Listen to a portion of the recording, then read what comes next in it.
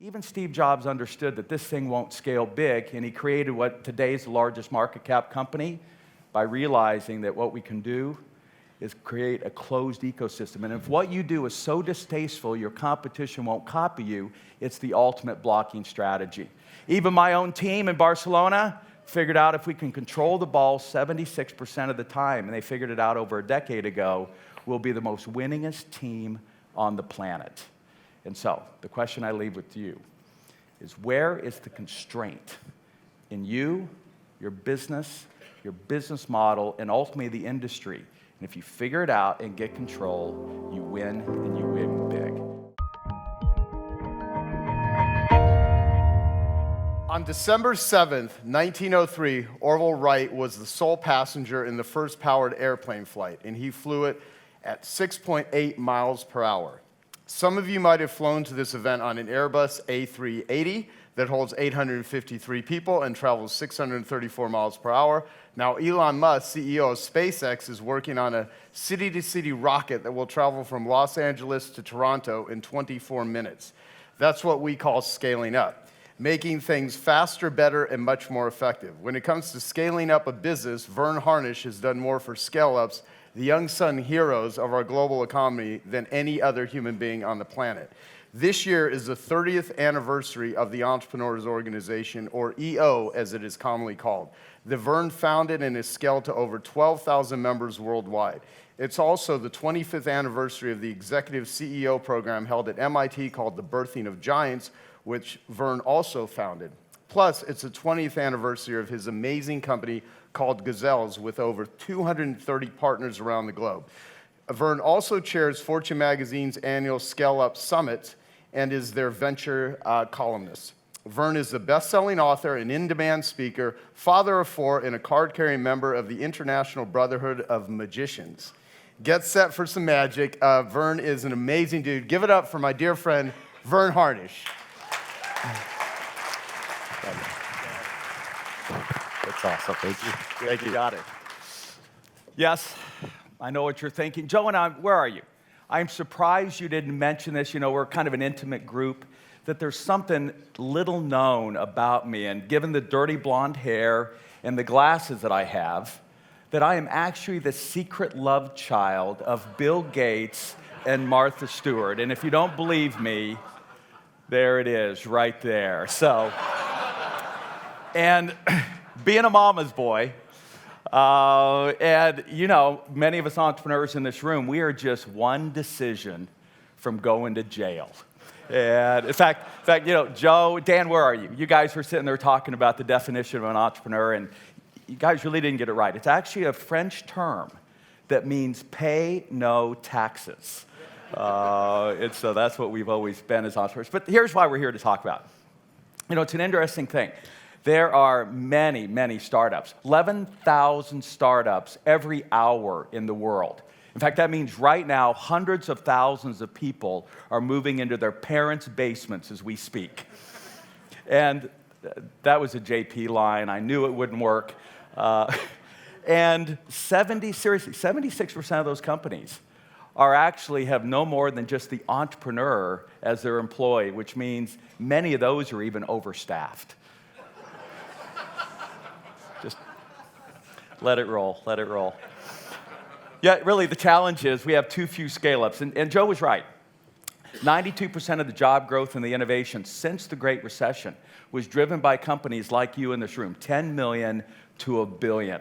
You really are the unsung heroes of the ones that are doing most of the heavy lifting in the economy. And so this idea of scaling up is critical. And so our moonshot, working with John and several of the others in here, is we want to go into 150 cities around the globe, and we're going to install scale-up ecosystems to kind of go along with these already robust startup ecosystems that exist.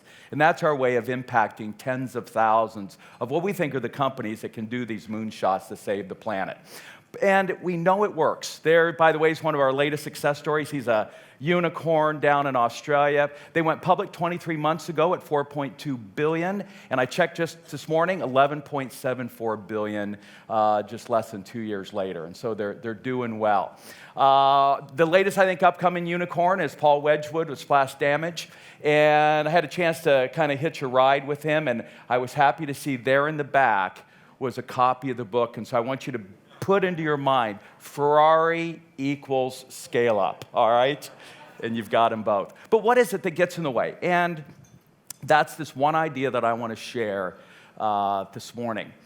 And it comes out of the second book, this history book of greatest ideas. It always reminds me of my favorite quote, the greatest lesson of history is we fail to learn from history. And so I want to go in there and I want to look at this story about Robert Taylor. So I want to take you back to 1980, and Robert introduces soft soap.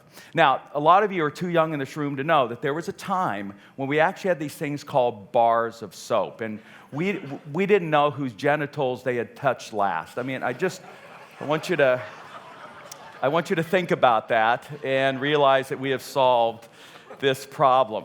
And so he launches, and he goes to $39 million in his first year. That's back when that was a lot of money. And he's now faced with year two. And he's got a lot of constraints. And if you were to shout out, what's going to be in his way of year two? Just shout it out. What's going to get in his way?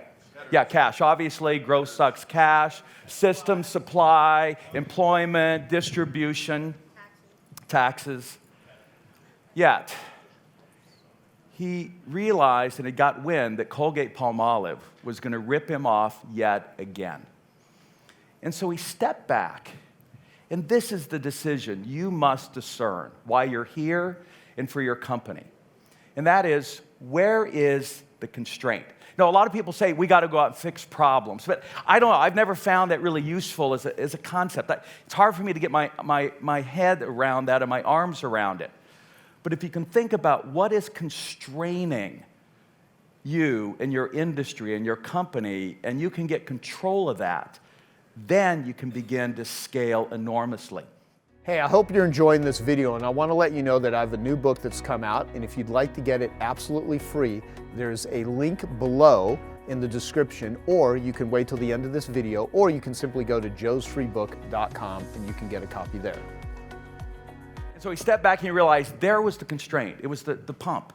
And it's interesting, back in 1980, there was only one company, Kalmar, in California, that made these pumps. We're talking about many years before China came on as this kind of unbelievable manufacturing powerhouse. And so he goes out and he visits and he said, all right, what's the biggest sale you guys have ever made? And they said it was like 5 million units. And he goes, and how many of these things do you make a year? And they go, 100 million. And he goes, sold. And he negotiated a 12-cent price, and he bought the entire year's supply for $12 million. Now, Colgate-Palmolive, Procter & Gamble sees, opened up the marketplace, they're going to jump in and steal it, but guess what? No pumps. And ultimately forced Colgate to buy him for $1 gazillion. Now, what do we call this strategy? Blackmail. But that's what you want. You want to understand where is the constraint and get control. And that was not lost on this young man who finally came back. I thought it was one of the greatest decisions ever made, that they brought back its founder after 10 years. And the company's in trouble.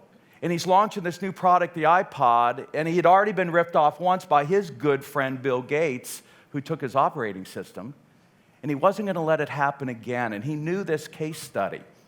And so we went to Bill, and that's a whole other story why he convinced him to give him $150 million. And then he took a big chunk of that change, and he bought up the worldwide rights to this proprietary Toshiba flash drive. Only one in the world that could deliver his mission, which is, very simply stated, the size to fit in your pocket and hold 1,000 songs. And the rest is history. There was no way that Sony or anyone else could copy him. Now, later on, he realized the real constraint to this was the distribution of music, and that he fixed. Later on, the big constraint was nobody could sell with the kind of experience he wanted his devices, and he was forced to launch his own retail stores. The truth of the path of the entrepreneur is always to identify the constraint and get control. Now, there's been a lot of talk up here about Elon Musk, and he's in the electric car business and the solar business, and we heard how important the solar business is going to be. Yeah, look, he's realistic. He's been giving away a lot of his technologies. He's been selling his drive chains to his competition. Why? Because what Elon understands is that where's been the fundamental constraint in both of those industries, and it was mentioned up here earlier, where's been the constraint? In the battery side. The reality is, if you could get that battery charged from 20 minutes down to 5 minutes, then you would really unleash the Tesla and everything else that's moving forward. I thought it was interesting. Tony shared up on stage Zappos. And they talked about he and Dean, this irresistible offer. But let's dig underneath that story. Let me tell you the rest of that story. Tony had sold his previous company over $100 million, was down to their last few dollars. And this business model that they had created that even included, we'll ship it to you and ship it back, was failing miserably. And so they have this fateful lunch. And at the lunch, they really asked what I think is the question: where's the constraint? And the constraint had to be in their own business model. They were then drop shipping direct.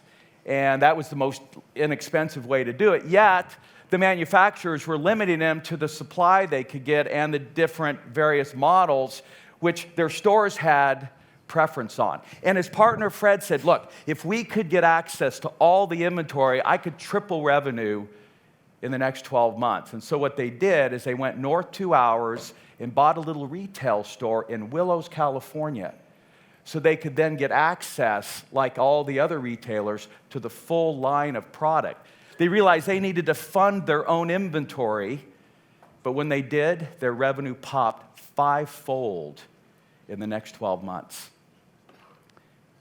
You can have these brilliant, brilliant moonshots and ideas, but what's critical is for you to step back and find the constraint and get control. So we wrote a tool. I'm going to be going over some of these things on Sunday.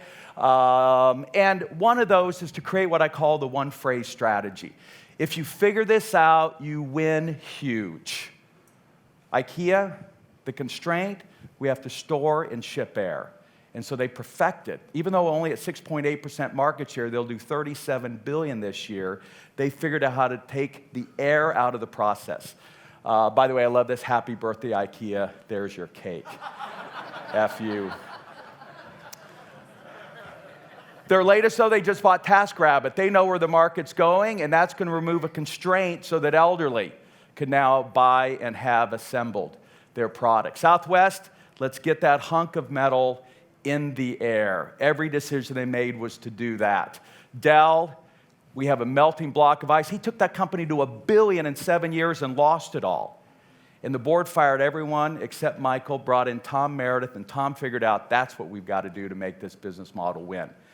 Even Steve Jobs understood that this thing won't scale big, and he created what today's the largest market cap company by realizing that what we can do is create a closed ecosystem. And if what you do is so distasteful your competition won't copy you, it's the ultimate blocking strategy.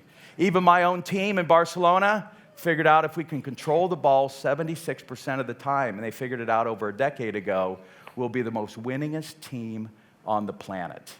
And so, the question I leave with you is, where is the constraint in you, your business model, and ultimately the industry?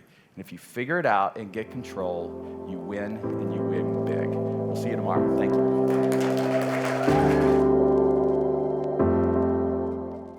Okay, I hope you found that video awesome and useful. So if you want to get a free copy of my book, I want you to click here. And if you want to watch some more videos that'll be useful and awesome, click here. Go ahead. They're over here. Do it now. Come on. Thank you. Watch them.